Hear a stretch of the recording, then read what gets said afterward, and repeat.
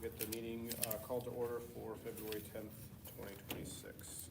Start with pledge allegiance and a moment of silence. Pledge allegiance to the flag of the United States of America and to the republic for which it stands, one nation, under God, indivisible, with liberty and justice for all.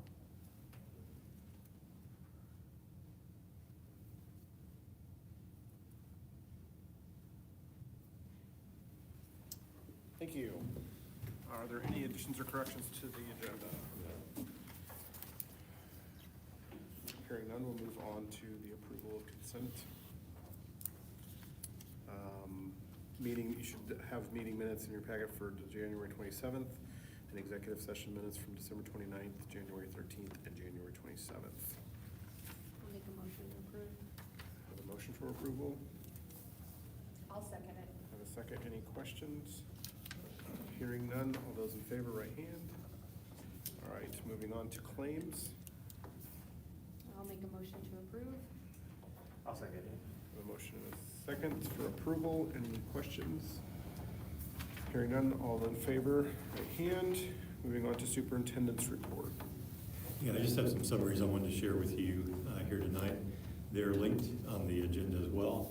But we had our follow-up meeting with our committee of 20 teachers and administrators to just go over the tag process and what's fresh in our minds, how it went. Excuse me. And just shared some things I just want to share with the board here. And I thought it was just kind of fun because we went pretty, we were pretty diligent in trying to put together as good a process as we could. And so it was nice to get some feedback from the state when I submitted our list of 24 teachers. That response back there, just I love your intentional inclusion of many educators in your process, plus your school board, smart, smart, smart. Right? So I just appreciated them saying that. And then we had a great quote from a teacher that just said, I appreciate the intentionality and thoughtfulness that went into the application process by administration and the school board. I'm blessed to work at Norwell. And so I just thought those were a couple of nice endorsements of our process. Then just some things to highlight that you have in there that we talked about in our meeting. They talked about a differentiated application for specialized departments and courses. And then you see that down later in the applicants said, do we have different categories of applications? And I thought that was interesting because in the community they talked about like if you're teaching music and you're competing against people that have a standardized test like I read or whatever, like you may be doing some really positive things for kids and positive outcomes, but compared to that, how do you compete with that? And so that I thought that was really interesting, that idea. And then just like finding the application. So what I did, I just sent it in so after every board meeting, I do a Wednesday post to all the staff, and I just linked it in there. And so some people just kind of forgot where it was and going back to find it, had to ask people. And they just said, could we, when we start that process, just have a separate channel within our, or whatever, within our group, and then just put it there. So I thought that was a good idea. Then we got into the whole conversation about percentages and is it about percentages per building? What if everybody doesn't apply? Or would it be, if we actually do break it up into specialized departments, would you have percentages of that? So I thought, we weren't trying to do any kind of a revamping of the process, just wanted to get fresh thoughts down on paper after experiencing it. There was an idea, could we, when we come back from school, that first September late start date, we could review the data from the last year, have people use some time there to fill out the tag application, because by then we'll know if the legislators decided to change anything in the process. So when we first come back in September, that first 2-hour late start, they could, start their applications for that year, because it's based on last year's data, and then we could start looking at goals for the next year. So it'd be kind of a nice transition, thinking about the student data, so I thought that was interesting. Then the last thing, I don't know how you guys feel about this, but they liked you being a part of it as a school board. I know, but they really did. And some comments, like they just said it was just, like they liked the idea of the board looking through their data. Now I think there's things that we talked about in there, we need to do a better job of setting up that data for you. And especially if we do it early, like we could spend time actually going through it and talking it through with you so you're not feeling like you're reading something cold that you're not familiar with. But they like the idea that you guys are reviewing the things that they're doing in their classrooms all the time and stuff. I just thought that was a good exercise for the board, so again, you can make a decision on whether you want to be a part of that again, but just so you know, like that, at least that committee of teachers liked the fact that you were a part of it.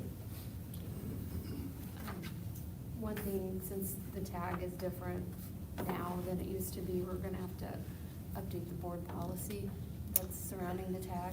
Yeah, so really, before they had said just to, like because before we just deleted that policy.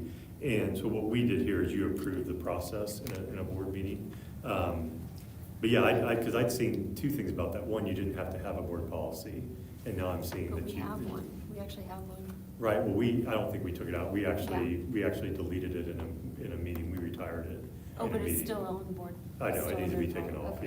yeah. Okay. But we actually did retire it in a board meeting. Because I think we did it amongst other policies that had Oh, become okay. obsolete, I think. Okay. If that's It correct. could be, yeah. I think there was a few of them at the end of the legislative session, usually when we have to do some Okay. policy change. I don't know. Yeah, I I'm guess we sorry, could look Tracy, back. I was confused on what you meant, because we did approve the process, but yeah. the No, but policy- we're Right, it's it still says it still- in there. Yeah. It's policy. Yeah, yeah, we just need to change it. 35 Jenny will change that tomorrow. Okay. Yeah, thank you. Can we just make sure that it was? Yeah, Okay. yeah, we will. Make But I sure it was done remember- at the board meeting. I know we've done some where we've brought some new ones on required and then we've taken some off. Mhm. Yeah, I think it was when we normally would have done it, I think like in July or August or July, we retired it. So I'll go back and look at it. Any other questions on tag? No, I think, I attended the ISBA coffee chats and over in Huntington, and it sounds like quite a few of the other boards were involved. I think as much as we prefer not to be, I think it is an important thing for us to, I think it opened up our eyes in reading the applications. I think, maybe having them or figuring out a way to kind of have them figure out how to kind of what we're doing with your process, that putting those folders out there so that you can start putting the information in real time, so that by the time you get to the end, you're not forgetting anything. Yeah, I think for them, because this is stuff that they do all year long, Yeah. right? I mean, it's part of their process. I think not knowing, because like Huntington didn't do it at all as a Right. school district. but, Correct. Not knowing exactly how the application was gonna look, and so we kind of went through that, and that's part of the tweaking. I think going into next year, now they're a little bit more familiar with what it's gonna look like, or we'll tweak some stuff. For them, it's just a matter of, how's it need to look for people then to see what we're doing? Because they already know what they're doing, because they're doing it every day, right? Mhm. And collecting data every day, that's part of what they do. But yeah, I think having gone through this and the big thing will be whether or not we differentiate. That'll be the big thing. So I think it was harder for people that didn't have a standardized test. Those that did, or had a certification or something like that was a pretty easy application to do. But if you don't have something standardized and you're just using local kind of data or assessments, that's kind of tough. And so one thing I think it also helps to, how do I show that? How do I show that data of what we're doing? So. I will say, the one thing I don't like in regards to the recommendation, it's not something I have not shared before, is not allowing or not considering anybody who's applied the previous year to be awarded. I think what we can take a look at in the rubric is give a weighted score of those who have not, that are new applicants or have not been awarded a higher score. But I don't wanna eliminate somebody who has received a stipend in the previous year from applying if they deserve to apply based off of the criteria. Yeah, that was interesting, because we had people in the committee that had won this year, were awarded. And honestly, I mean, it was pretty unanimous, like even the people said, yeah, I don't actually want to be considered the next year. And if but they again, don't whether apply, we do that's it- fine, but- Right. But if, I don't think they should be disqualified from applying. Mhm. I just think that the score should be weighted to those maybe who, I mean, that, again, my opinion, I don't want, Right. I want people to feel like they always have reached the opportunity to be awarded, because it's an appreciation grant, and if they deserve to be appreciated, then they should tell us that, regardless of previous year's award. Yeah. Anything else? Well, thank you. I appreciate, just saying this again, I said it to you guys privately, but I appreciate you being a part of it. I thought you did a nice job with it, and I thought the conversation in executive session was good, so. It was a little intimidating. Yeah, I'm sure. I'm sure it was. Okay, then I wanted to just do quick summaries on the town hall and the coffee chats. So I appreciated, town hall wasn't a big group, but I appreciated the conversation. I thought it was good. Things that we talked about, the aquatics class, and that was something that happened a couple years ago or a few years ago, that's no longer being offered, every or weekly or every day as part of our curriculum at the middle school level. So there was conversation about that, and I know our middle school and high school administrators are already kind of talking about it. I think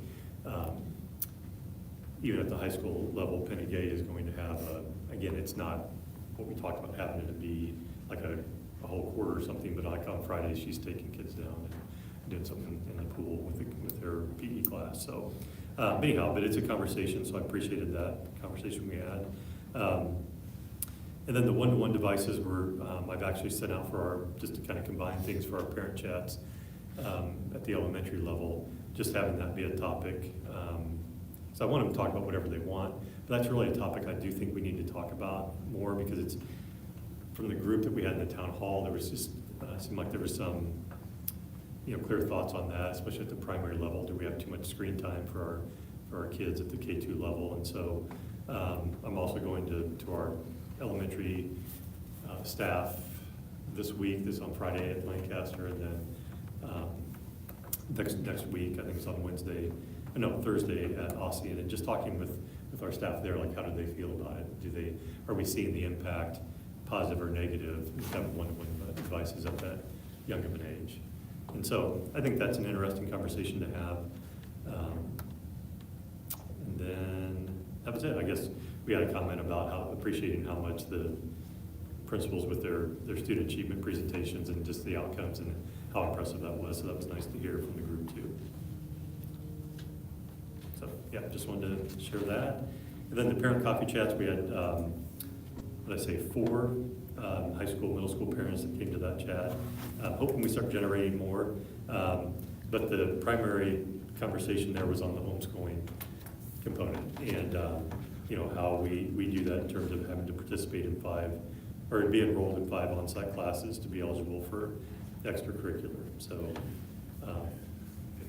I think where we left that off was to kind of see a little bit of a commitment in the academic, because I think the way I understand from the conversation is we want this to be about the academic side, not just the participation in extracurricular. We don't want a student just attending so they can do this.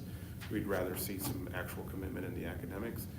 Have we seen, based on our last meetings that we had with homeschool individuals, any increase in enrollments in at least one class?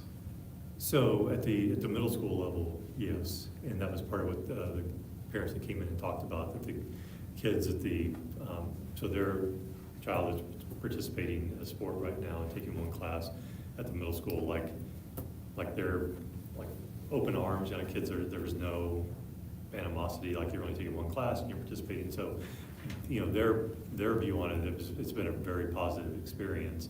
And I guess my thing so I'd like to have it at least a topic, and if it goes nowhere, then fine. But our next town hall that we do later this month, I'd like to just open it up for the conversation, because I think, just like on everything, like whether it's us administrators or the 5 board members, like we have our opinions or things that we want to do, but I think part of the town hall meetings is to really have our community, if there's something that they're passionate about, come out and talk about, right? And so, I don't know. I mean, I'm not sure if there's, outside of the school board, if there's strong opinions about that or not. I don't really know. I know there are more people than not are doing just the one class. I mean, we are in a minority in terms of requiring 5. Doesn't mean we don't continue to do that, but we're at a minority in taking that approach. What sport was that person playing? Basketball, I believe. Do we ever get a liaison? I'm sorry? Didn't you guys have a liaison? Well, you talked about that, but I'm really not sure that we would need that, because I mean, the liaisons are us. I mean, it's our administrators, and so I don't know that it's actually necessary. just because that's what our administrators and office staff do. Right. So, Yeah. Do they have one? or do they have one? Right, does the other side have a little bit of, somebody you can contact and, with, some of they're kind of groups now, right? Then their Right. co-ops, you mean? Yeah, they're co-ops, correct. Because I think that was one of the, during our meetings, that they didn't know how to reach out to answer questions, that there wasn't a, Yeah, I they think would that's talk been to this solved. person, and they would talk to this person, and that they would talk to this person, and they would have 3 different answers, and Yeah, that that's was why solved the. now. Yeah, okay. that's solved because that was just a matter of us getting on the same page on who they call to the Okay. offices. And I think, some were telling them different things. So now they know at the, excuse me, at the middle school level that it's one class and you can participate. At the high school level, it's 5. Like, they know that in terms of participating in ECA. They know that they can, but they also know they can just come and take a class if they want to. But they're not eligible then to participate in ECA. But, so yeah, and at any rate, I just think it would be worthwhile to open that up to that conversation. And I also think too, in the conversation, because we can all have opinions, right? Someone says, I want to do this, I don't want to do this, and we just go back and forth. But I think getting it in terms of like what's a core value, in other words, that we believe in, how do we view ourselves as a community public school that has a lot of different things to offer kids. What does that mean? And what's that role within a community? I think is kind of the heart of the conversation, because otherwise we're just kind of going back and forth to, I think this, no, I think this, and you could have 1,000 people think one thing and 1,000 people think another thing, but what's the core reason that we're basing that on, right? So that's just, it'd be interesting to have it. Again, we may put it out there as a topic and nobody shows up and it's doesn't gain much steam, but.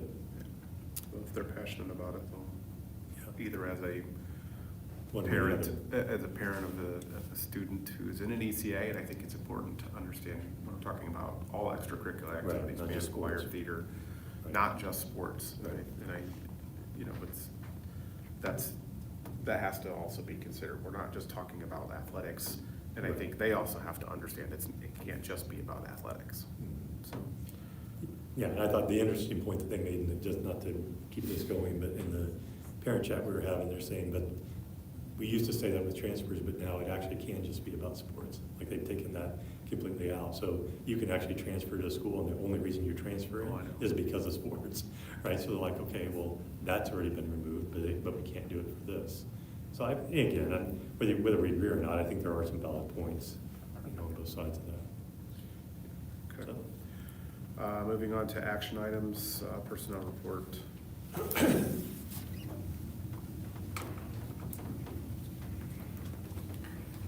Resignations: Mallory Smithson Reynolds, sped teacher at Ossian; Melanie Jacob, assistant track coach for the middle school.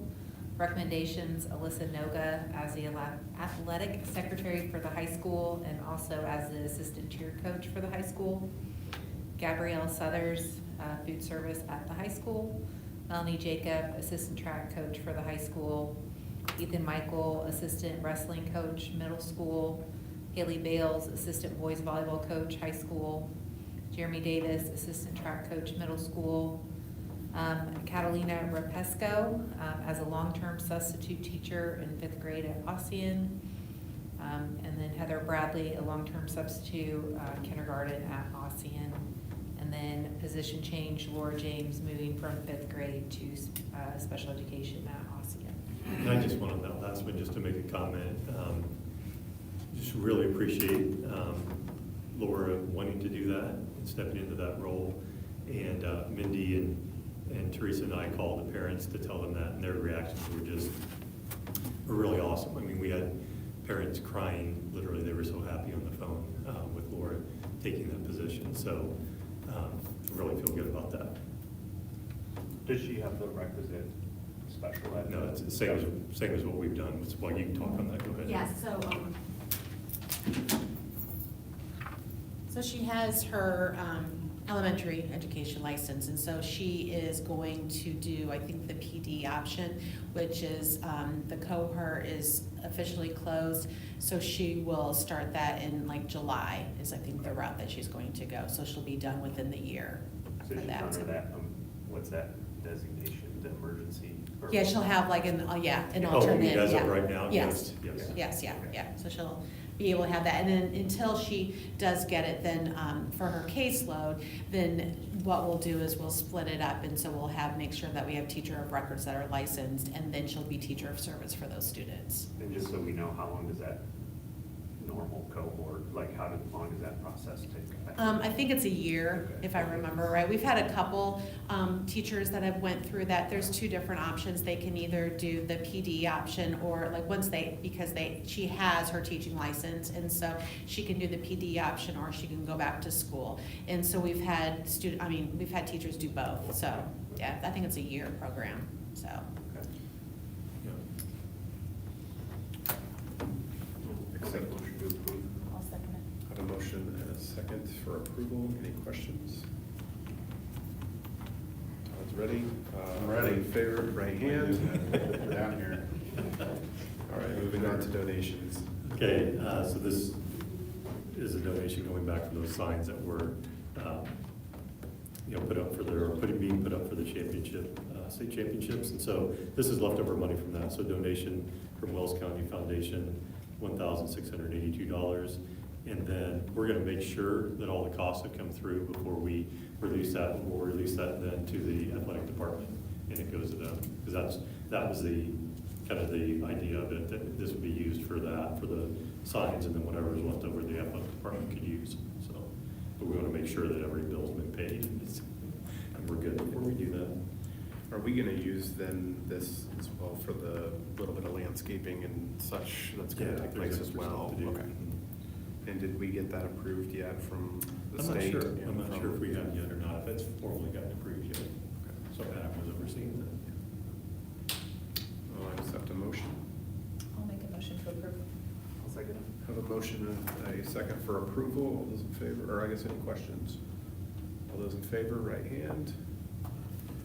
All right, opening of sealed bids for common loan. Did you receive any? Yeah, so we didn't receive any. They could have brought it to the meeting here today, so we wanted to wait and see, but I didn't receive any. You don't have any, do you? Yeah, so we didn't receive any bids, and so, Will we re-advertise? we can, We can. I had 2 inquiries and provided some additional financial information. One financial institute was in New York and one was from Fort Wayne, but neither one of them was interested for whatever reason to provide a bid. and this isn't something we feel strongly about. It's just kind of a thing that we do to, just in case, right?